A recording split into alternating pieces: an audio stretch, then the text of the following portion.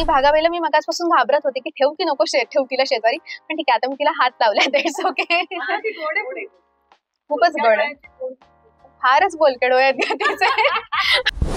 शब्द पडसाद उठला म्हणे, कोण रे बोलेला रामी रामदास म्हणे, ऐसी शंकेची लक्षणे, ऐसी शंकेची लक्षणे. क्या बात आहे. आम्ही भावंड सगळेजण एकत्र जमलो, तर आजीनी मोठ्या काकूनी अशी दृष्ट काढली की आज सगळेजण एकत्र जमले, तर माझ्या नातवंडांना, आमच्या घरातल्या सगळ्या मुलांना कोणाची दृष्ट लागू नये. हाय, हॅलो, नमस्कार. मी रुचा मुळे. रोलिंग स्कोप या चॅनलवर तुमचं मनापासून स्वागत. आज मी एकटी इंटरव्ह्यू घ्यायला नाही, माझ्यासोबत ही पण आहे, जिला मी आले, भागाबाई आहे. आणि भागाबाईला मी मगाचपासून घाबरत होते की ठेवू की नको ठेवू तिला शेजारी, पण ठीक आहे आता मी तिला हात लावलाय. That's okay. खूपच गोड आहे, फारच बोलके डोळे आहेत तिचे. आणि हिच्यासोबत सगळ्यात महत्वाचे आपले कलाकार आहेत अमृता सुभाष आणि अनिता दाते. तुमचं खूप खूप स्वागत. आणि तुमचा चित्रपट येतोय जारण.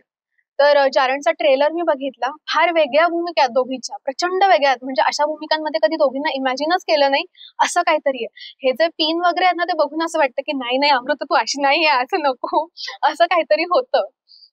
पण जेव्हा ट्रेलर बघितला त्याच्यामध्ये असं वाटलं की जे आजपर्यंत केलं नाही तशा पद्धतीच्या काहीतरी भूमिका आहेत. पण या भूमिका करण्यासाठी तुम्ही स्वतःला मानसिकरित्या कशा पद्धतीने प्रिपेअर केले? ऍक्टर मध्ये एक गोष्ट असायला लागते की तुम्ही शक्यतांचा खूप विचार केला पाहिजे. दुसरी गोष्ट म्हणजे आपण मनामध्ये आणलेल्या सगळ्याच गोष्टींना दिग्दर्शक ऍग्री करेलच असं. तो त्याला जे हवं आहे ते आपल्याकडनं काढून घेणार आहे. खरं. तर आमचे दिग्दर्शक मुळात इतके हुशार आहेत की त्यांना जे जे वाटत होतं ते बरोबर आमच्याकडनं उतरवून घेतले, अत्यंत शांतपणे काम करत. आणि ती तयारी ऍक्टरला खूप जास्त करायला लागते. बरोबर बरोबर. नेमकं काय म्हणायचंय या माणसाला, नेमकं काय सांगायचंय ते ऐकणे आणि ते एक्झिक्यूट करणे. आणि ते तंतोतंत नसेल तर तो दिग्दर्शक आपल्याला तसंच नाही पुढे जाऊ देणार आहे, तो ओकेच करणार नाहीये ते. त्यामुळे ते ऐकणे, समजून घेणे, तयारी करणे आणि ते उतरवणे. तर मला असं वाटतं दिग्दर्शकांनी आमच्यासाठी खूप मेहनत घेतलेली आहे, विशेषतः. आणि आम्ही मेहनत करावी, आम्ही त्याला पण काहीतरी द्यावं, करून घेणं ह्यासाठी सुद्धा प्रयत्न करत राहिले. आणि मग अर्थातच एकदा पाण्यात टाकल्या म्हटल्यानंतर आम्ही हातपाय मारलेले सुद्धा आहेत. त्यामुळे ही प्रक्रिया म्हणून खूप छान झाली. म्हणजे हातपाय मारले ना, तुम्ही स्विमरच झालात थेट आता. अमृता तू काय सांगशील? माझी तयारी ऋषिकेशनीच करून घेतली असं मी म्हणेन, कारण त्यांनी राधाला निर्माण केलेलं आहे, त्याच्यामुळे त्याला ती कशी अपेक्षित आहे. सगळी म्हणजे मदार मी त्याला विचारते हे असं करू का असं. प्रत्येक माझा निर्णय त्याच्यावर अवलंबून होता. आणि तो लेखक असल्यामुळे त्याला क्लिअरली माहिती होतं की त्याला काय हवंय आणि तो ते चांगल्या शब्दात मांडू शकत होता. बरोबर. तयारी म्हणशील तर त्यांनी मला काही लिस्ट दिली होती, या फिल्म्स, या फिल्म्सची त्याचा काही संबंध नाहीये, पण एक विजन असतं या लेव्हलची आपल्याला फिल्म करायची.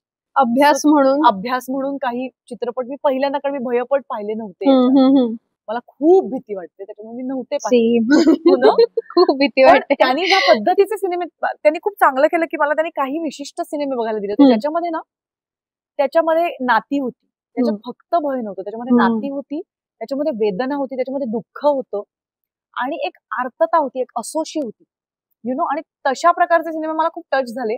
आणि ते अशा प्रकारचे सिनेमे होते ज्याच्या शेवटी ना ते एका स्पिरिच्युअल लेवलला गेलेले सिनेमे होते सगळे. भयपट अशी सुरुवात असू नये, भीती असू नये, शेवटी एक त्याच्या ट्रान्सेंडिंग होतं, सगळ्याच्या पार जाणं असेल, एक काहीतरी. म्हणजे मला तुला विरोधाभास वाटेल पण काहीतरी दैवी होतं त्याच्यामध्ये, मी जे सिनेमे पाहिले. बरोबर. तर मला असं लक्षात आलं की ह्या सिनेमात नात्यावर बेस्ड सिनेमा आहे ना, कौटुंबिक भयपट. सो त्याच्यात सुद्धा त्यामुळे त्या मुलीच्या भयामागची वेदना फार महत्वाची आणि ती माझा धागा होती, जो मी हाताला बांधला असं म्हणून आणि सुरुवात केली. आणि तर त्या सिनेमांचा मला खूप उपयोग झाला आणि ऋषिकेशच्या क्लॅरिटीचा खूप उपयोग झाला, कारण मला ना दिग्दर्शकच कन्फ्युज असेल तर मला फार भीती वाटायला. की बापरे आता मग मी काय करायचं, कोणाचा हा झेंडा घेऊन हाती, म्हणजे कसं की आता मी कुठल्या मार्गाने जाऊ ना अशा अर्थाने. सो तसं त्याला क्लिअर असल्याने एक वेळ तुम्हाला ते पटेल न पटेल पण हा क्लिअर आहे ना, तर तुम्हाला एक मार्ग दिसतो आणि तुम्हाला सोप्या होतात गोष्टी. अगदी अगदी. सो तसं खूप माझ्यासाठी इथे होतं की त्याला तो खूप क्लिअर होता, शांत होता. मी पुनरावृत्ती झाली तरी मी ते वाक्य म्हणेन की त्यांनी टेम्परामेंट माझं तयार केलं. त्याने एके दिवशी सेटवर मला सांगितलं होतं की अमृता, राधा बनून सेटवर येऊ नकोस, राधाला बरोबर घेऊन. सो ते वाक्य प्रमाण वाक्य होतं. त्या वाक्याचा हात धरून मी पुढे अनिताचा हात धरून, कारण तिचं आणि माझं नातं या सिनेमात जे दाखवलेलं आहे ते फार जवळचं नातं आहे. त्याच्यामुळे तिचं माझं म्हणजे ऑफस्क्रीन आमची एवढी मैत्री आधी नव्हती, पण ती या भूमिकेच्या तयारीतनं जी होत गेली त्याने मी खूप निर्धास्त झाले. मला लक्षात आलं की ओके, तिने इतकी ती तगडी कलाकार आहे मला जाणवत होतं, ती ज्या पद्धतीची तयारी करत होती. मला लक्षात आलं नीटच होणारे काम, कारण समोरचा हुकमाचा एक काय. खरंच आहे, म्हणजे एक अभ्यासू कलाकार आणि एक तगडी कलाकार म्हणतो तसं तुम्ही दोघी हुकूम पडतोच चांगला, आपलाही पत्ता चांगलाच पडणार आहे. कारण समोरचं गडबड मग काय वाईबची स्टोरी, म्हणजे वाईब्स असतात ना, एनर्जी. समोरनं काही आलं नाही तर ते समोरनं इतकं ताकदीचं येतंय हे मला दिसलं, मी निर्धास्त होते. त्याच्यामुळे मग नंतर हळूहळू मी शांतपणे ते करू शकते. आणि वाईब्स मॅच होणं हे फार महत्वाचं असतं. म्हणजे मला आता तुझ्या बोलण्यावरून असं विचारावंच वाटतं की तुमच्या कशा वाईब्स मॅच झाल्या याच्यासाठी, कारण ही तुमची मैत्रीची घट्ट मिठी असं म्हणता येईल याला. तर याच्या तुमच्या वाईब्स कशा मॅच झाल्या सेटवर? सेटवरती एकतर आम्ही दोघी जणी ट्रेंड अभिनेत्री आहोत. ती NSD न शिकून आलेली आहे आणि मी ललित कला केंद्रातनं अभिनय शिकलेली. त्यामुळे काम करण्यासाठी मेहनत घ्यावी लागते, त्याचा अभ्यास करायला लागतो. या बाबतीत आम्ही काहीच दुमत नाही. म्हणजे जायचं आणि त्यासाठी आमची टर उडवणारं कुणी नव्हतं आसपास. हे खूप महत्वाचं होतं.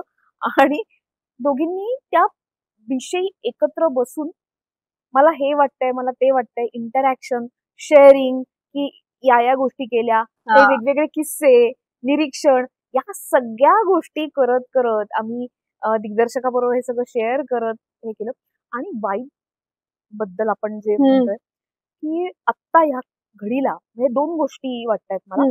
एक तर अमृता सारखी जी मुलगी आहे, जी सध्या हिंदीमध्ये काम करते आहे आणि तिथं तिने मराठी भरपूर चित्रपट केलेले आहेत, अगदी भरपूर नाटकं केलेली आहेत. तिचं तयारीची अभिनेत्री आहे आधीपासून, खूप आधीपासून. आणि हुशार आहे, खूप चांगली वाचक आहे. ती आता हिंदीमध्ये पण काम करते. तिने मोठ्या बॅनरचं काम केलेलं आहे, अनेक वर्ष काम केलेलं आहे. आणि या सगळ्याचा परिपाक म्हणून ती अनीस बज्मी सरांना इथं घेऊन येते आणि ती म्हणते की आमचा एक चित्रपट आहे, तो उत्तम आहे आणि जर समजा तुम्हाला आवडला तर पाहतो तुम्ही. तर त्यांना तिचं काम आवडतंय आणि ते म्हणतात की अरे तुझा हा चित्रपट मस्त आहे, भारी आहे, मी प्रेझेंटर म्हणून इथे उभा राहतो पाठीशी. क्या बात आहे. तर अनीस बज्मी सरांसारखा माणूस, ज्यांचे आपण एवढे चित्रपट बघितलेले आहेत, हिंदीमध्ये ज्या माणसाचं नाव आहे, वजन आहे, तर त्या वजन असलेल्या माणसाला ही आमची पॉवरफुल अभिनेत्री भेटते आणि तिच्या वाईबनी, तिच्या टॅलेंटनी त्यांनाही आकर्षित करते. आणि आज एक मोठा चित्रपट ते आपल्या बरोबर प्रेझेंट करू शकतो. खरं किती छान आणि मोठी गोष्ट आहे. आणि दुसरी गोष्ट म्हणजे वाईब, पुन्हा की आता इतके चांगले दिवस आहेत, अगदी नाटकांसाठी सुद्धा. सुकाळ आहे, टच वूड, अगदी सुकाळ म्हणता येईल नाटकांसाठी. अमृताचं नाटक पण जोरात चाललेलं आहे. असे नवीन सुंदर नाटक आहे, ती पण जोरात काम करते. आसपास आपले आता थांबायचं नाही म्हणू नकोस, गुलकंद छान झालाय, एप्रिल मे 99 तो उत्तम चाललेला. त्यामुळे इतकं चांगले चित्रपटही आलेले आहेत आणि ते चांगले चाललेले पण. तर हे इतकं सकारात्मक आणि उत्तम वातावरण आहे.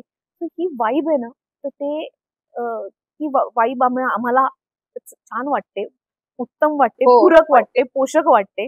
आणि त्याच जोडीला आता जारण तुमच्या समोर येतोय, ज्याच्याबद्दल हळूहळू हळूहळू लोक बोलायला लागलेत आणि खरंय, लोकांनाही खरंय. उत्सुकता वाटते. तर पण मला मस्त वाटतं. तुझं विशेष कौतुक वाटतं अनिता, कारण एवढं इतरांचं कौतुक करण्याची जी वृत्ती आहे ना ती फार कमी लोकांमध्ये असते. अगदी प्रामाणिकपणे सांगते की हे पण चित्रपट येत आहेत, ही पण नाटकं आहेत आणि त्यांचं तेवढं भरभरून कौतुक करणं, एवढं भरभरून बोलणं आणि आपण वेगळ्या मूवीच्या प्रमोशनसाठी असताना सुद्धा त्याबद्दल सांगणं, हे जे तू केलंस ते कमाल आहे. म्हणजे मला हे खरंच आवडलं. म्हणजे मला छान वाटलं की अरे खरंच सगळे मराठी जी लोक आहेत आज किती एकमेकांना धरून आहेत आणि कशा छान पद्धतीने पुढे जात आहेत.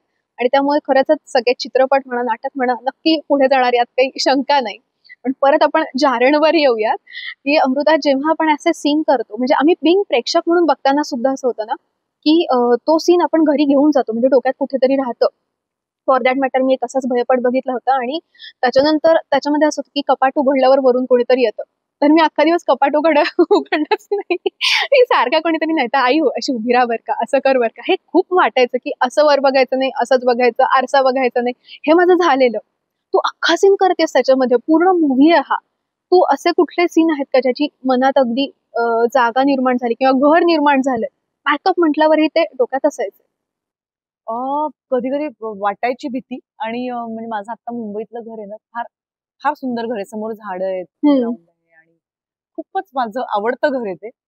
पण जे मला तरी काही चित्रपटांची यादी दिली ना बघायला, मग त्या घरात जेव्हा मी ते चित्रपट बघायला लागले तर तेही मग काय होतं माहितीये ना, आपल्याला सगळीकडे त्याच दृष्टीने, जसं तू म्हणालीस तुझं कपाट तू एरवी उघडत असशील ना 10 वेळा, खरंय. तसं ते त्या झोन मध्ये मी गेले होते हो. मध्ये. आणि माझी ताई तर मला हसायचीच घरी काम करणार, कारण मी ते चित्रपट दिवसा ढवळ्या लावायचे की बाबा हा. जाऊ दे. आणि वगैरे असं झालं की ताई ओके आहात का तुम्ही वगैरे. तर खूप हसत होते आसपास. मग मी संदेशला जरा घरी येतोस का, जरा नाही नाही सहज म्हटलं कधी येणारच, पोहोचणारच कधी घरी वगैरे, असं सारखं त्याला फोन करायचे. हा. असं माझं होत होतं. पण ती पण एक मजा येत होती मला खरंच आहे. फ्रँकली. आणि मग मी ती एक संधी होती मला हे बघायची की काय होतं आता माझ्या आतमध्ये, राधाचं काय होतं. मग तीच कदाचित माझ्यातली ती राधा किंवा राधाचा माझा तो धागा असेल का जुडण्याचा, किंवा यु नो म्हणजे. कारण बऱ्याचदा मी ते गाणं अंतीला पण खूप आवडतं की रामदासांचं ते एक गाणं आहे, वाजे पाऊल आपुले म्हणे मागे कोण आले. म्हणजे स्वतःच पाऊल वाजतंय आणि म्हणे मागे कोण आले. बरोबर. कोण धावतसे आड पाहू जाता झाले झाड. लक्षात आलं ना, म्हणजे हो, हो, कोणतरी हो. धावतंय असं वाटतं आणि ऍक्च्युअली झाड उभं आहे. झाड आहे. झाडाच्या सावल्या आहेत आणि असं वाटलं की कोणीतरी भूतच उभं. हो हो. भावितसे अभ्यंतरी, म्हणजे आतमध्ये असं वाटतंय भावितसे अभ्यंतरी, कोण चाले बरोबरी. शब्द पडसाद उठला म्हणे कोण रे बोलेला, रामी रामदास म्हणे ऐसी शंकेची लक्षणे, ऐसी शंकेची लक्षणे. क्या बात आहे. तू गातेस आणि मला ना लिटरली शहारे येत आहेत अंगावर की फारच सुंदर, अप्रतिम. तर हे शंकेची ही जी लक्षणं, हे आता बघ ना, या चित्रपटाच्या निमित्ताने आपण या लक्षणांपासून धावतो. आपण काय म्हणतो, मला बघायचं नाही. काही गोष्टी बघायला पाहिजे, थांबायला पाहिजे त्यांच्यापाशी. पण हे नुसतं भय नाही, त्या भयामागची काय वेदना आहे, काय आहे, कुठे कुठले असे रस्ते आहेत, अनवटत्या वाटा आहेत, जे आपण अशा लपवून ठेवल्यात आपल्या आतल्या सुद्धा. कधीतरी ते दरवाजे उघडायला पाहिजे आणि कधीतरी आत पाऊल टाकायला पाहिजे. म्हणजे माझ्या त्या ट्रेलर मधलं वाक्य बघ, इथून आत पाऊल टाकायची मला भीती वाटते. असं वाटतं की आता माझ्या हातात काही उरणार नाही. एकदा का मी आत पाऊल टाकले ना की मग माझ्या हातात काहीच राहत नाही. पण म्हणून आत पाऊल टाकायचं नाही असं नाही ना. आता भीतीच्या प्रत्येक प्रदेशात पाऊल टाकायला, म्हणजे फॉर एक्झाम्पल पोहताना सुद्धा भीती वाटत असते, पण तरी घेतोच ना आपण उडी. त्यामुळे मला असं वाटतं की त्या काही उड्या घ्यायला लागतात आणि ती काही पावलं टाकावी लागतात. त्या अर्थाने मी सुद्धा खरं भयपटाचे प्रेक्षक नव्हते, पण मला प्रेक्षकांना आवर्जून सांगायचं आहे की या भयामागची जी वेदना आहे ती तुमच्या आमच्या सगळ्यांच्या आतली आहे. आणि या धकाधकीत ती वेदना बाजूला सारून तासन तास आपण रील बघत बसतोच की हो, तासन तास आपण स्क्रोलिंग करत बसतोच की हो. आणि मला तर त्या स्क्रोलिंगच्या म्हणजे अनारकलीच्या भिंतीच आपण आपल्या नात्यांमध्ये मानतो की आपण एकमेकांच्या डोळ्यातही बघत नाही, आपण सतत असेच असतो. खरं अगदी. त्या पलीकडे ज्या नात्यातल्या भयाची ही जी वेदना आहे ती कधी ना कधी काहीच कलाकृती तुम्हाला ती दाखवतात. ही संधी तुम्ही घ्यायला पाहिजे. अगदी. मला असं वाटतं की समर्थ रामदासांनी त्यांच्या मनाचे श्लोक मध्ये आपल्या मनाबद्दल, भीतीबद्दल, वागण्याबद्दल किती चांगल्या गोष्टी लिहून हो. ठेवलेल्या आहेत आणि आपण लहानपणापासून आपले एक भोकत असतो, हो, पण खरंच भोगत कदाचित असतो. त्याचे अर्थ त्या अर्थाने समजून घ्यायला पाहिजे. पण तुम्ही दोघी इतक्या छान गप्पा मारताय ना, म्हणजे मला असं कळतंय की ठीक आहे, हळू-हळू वेळ होतोय. पण मला असं कुठे थांबावंसं वाटत नाहीये. मला याच्यामध्ये फक्त एक अजून होतं, की सुरुवातीला दृष्ट काढण्याचा सीन आहे. दारातल्याची पारोशा केराची दृष्ट चुलीत पडो. तुमचा असा विश्वास आहे का या गोष्टींवर? दोघींचाही? माझा एनर्जी या गोष्टीवर विश्वास आहे. Correct, correct. काही माणसांच्या सान्निध्यात आणि मी एनर्जीला खूप ससेप्टिव्ह आहे. म्हणजे मला लगेच काही माणसांच्या सान्निध्यात मला अनकम्फर्टेबल होतं. मी त्यांच्याशी कॉर्डियली वागते, पण मग त्यांना मी दूर ठेवते. हे मी करते. सो काय त्याला नावं वेगवेगळी आपण देऊ शकतो. कारण मला असं वाटतं की माझ्यातली जी वल्नरेबिलिटी आहे ना, ती माझी शाई आहे. त्यांनी मी माझ्या गोष्टी घेतली. माझ्यातली संवेदनशीलता हीच माझी शाई आहे. सो ती संवेदनशीलता मी मुरदाड नाही करू शकत. मग मी काय करते, तर मग मी अशा माणसांपासून थोडंसं स्वतःला सुरक्षित अंतरावर ठेवते. पण at the same time me psychotherapy गेली कित्येक वर्ष घेते, ज्यातनं मी असे काही रिसोर्सेस अंगी बाणवते, ज्यातनं मला एनर्जीच्या परे जाता येईल आणि सर्व तऱ्हेच्या माणसांमधनं मला एम्पथी काय म्हणायचं, तिची वेदना मला बघता येईल. म्हणजे सपोज एका माणसात माझ्या आयुष्यातली एखादी गंगुटी, पण तिची सुद्धा काहीतरी वेदना असते, ते मला बघता येईल आणि मला गंगुटीच्याही पाठीवरनं हात फिरवता आला पाहिजे असं मला वाटतं. राधा म्हणजे या या कॅरेक्टरसाठी. कॅरेक्टरला तर तशा पद्धतीची एम्पथी माझ्या अंगी बाणवण्याचे प्रयत्न म्हणजे ती संधी मला या चित्रपटाने दिली असं मी म्हणेन आणि ते प्रयत्न माझे चालू आहे. अनिता, तू काय सांगशील? माझ्या घरात मी लहान असताना बऱ्याचदा दृष्ट काढली गेलेली आहे. पण काहीतरी झालं म्हणून माझी दृष्ट कोणी काढलेली नाहीये. आम्ही भावंड सगळेजण एकत्र जमलो तर आजीनी, मोठ्या काकूनी अशी दृष्ट काढली की आज सगळेजण एकत्र जमले, तर माझ्या नातवंडांना, आमच्या घरातल्या सगळ्या मुलांना कोणाची दृष्ट लागू नये म्हणून ती काढलेली. ते अमुकचा परिणाम होऊ नये किंवा म्हणून ती कधी दृष्ट काढली गेलेली नाहीये माझ्यामध्ये तरी. त्यामुळे ते खूप छान वाटतं. सगळेजण एकत्र आल्यानंतर ही एक गोष्ट होते आणि हे एक पॅम्परिंग होतं असं वाटतं मला. आणि अजून एक महत्वाची गोष्ट म्हणजे कधीतरी असं होतं ना, सगळं छान होईल, सगळं ठीक होईल, ते बरं होईल असं म्हणण्यासाठी ते काहीतरी तयार केले गेलेलं आहे की काय असंही मला वाटतं. मी मगाशी सुद्धा त्याचा उल्लेख केला की बासी मर्ढेकर त्यांच्या एका प्रार्थनेत म्हणतात, भंगुदे काठिण्य माझीमध्ये, की भावनेला येऊ देगा शास्त्र काट्याची कसोटी. तर आपण हे सगळं जे काही तयार केलेलं आहे ते शास्त्रात बसतंय, म्हणजे त्याला एक शास्त्राचा गाभा त्याला आहे कुठेतरी की नाही. ते एकदा तुमच्या विवेक बुद्धीने या सगळ्या गोष्टींकडे पहा, याच्यानी नेमकं काय साधतंय हे पहा. देवासमोर हात जोडून उभं राहिल्यानं तुम्हाला काय मिळतंय हे पहा आणि मग ती कृती करा. जर ते मनाला रिझवणारं आणि आनंद देणार असेल तर ते करा. अगदी अगदी. म्हणजे दृष्ट काढण्याचं इतकं छान सांगितलं अनितांनी. मला आठवतंय आता असेन मी नसेन मी ला मी दिग्दर्शन जेव्हा केलं त्याच्यानंतर पहिल्यांदा जेव्हा मी घरी आले ना, माझ्या सासूबाईंनी माझी दृष्ट काढली आणि मला खूप छान वाटलं असून, कारण ते एक निस्सीम प्रेमाची ती एक गोष्ट आहे. तर मला खूप आनंद झाला. म्हणजे कुठेतरी त्याच्याशी भावना जोडल्या गेलेल्या आहेत, कारण ते प्रेमात न उगवतं ना. बरोबर बरोबर. आणि शेवटचा प्रश्न तुम्हाला दोघींनाही, की जारणमध्ये तुम्ही तुमच्या कॅरेक्टर कडून अशा कोणत्या गोष्टी शिकल्यात ज्या तुम्हाला इम्प्लिमेंट करायला आवडतील तुमच्या पर्सनल आयुष्यामध्ये? नाही, माझ्यासाठी हा अवघड प्रश्न आहे, याचं उत्तर मी नाही देऊ शकत. पण मला एक गोष्ट नक्की या प्रोसेसमध्ये वाटली की आपण प्रत्येक व्यक्तिरेखेला एम्पथाइज करू शकलो पाहिजे, ते करावं. अगदी. राधाच्या प्रवासातनं मला असं वाटतं मी हेच शिकले. मी तुला म्हटलं तसं की या पहिल्यांदा फाईट सिक्वेन्स केला आणि आमचे फाईट मास्टर मला म्हणाले होते, सगळ्यात जास्त शांतपणे जर जी कुठली गोष्ट तुम्ही जर स्क्रीनवर करायची असेल तर ती फाईट सिक्वेन्स. सो खूप काही तावातल्या गोष्टी खूप शांतपणे कराव्या लागतात हे मी या प्रोसेस मधनं शिकले असं मी म्हणेन.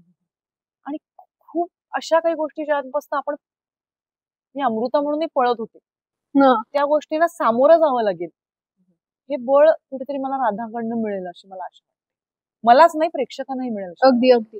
त्यामुळे भयपट असेल तरी मी स्वतः सुद्धा जाणार आहे आणि सगळ्या प्रेक्षकांना सुद्धा अगदी आवर्जून सांगेन की तुमच्या जवळच्या लांबच्या किंवा कोणत्याही चित्रपटगृहात जाऊन आवर्जून 6 जूनला जारण बघा आणि त्यामुळे तुमचं जागरण होणार नाही हे नक्की. आणि तुम्हाला एक छोटीशी भेटवस्तू आहे. हो. येस, मोरिंगा मिरॅकल हा ब्रँड आहे ज्याच्यापासून मोरिंगापासून व्हरायटी काइंड ऑफ बिस्किट्स बनवले आहेत. तर हे तुमच्यासाठी gift. Thank you so much. Thank you.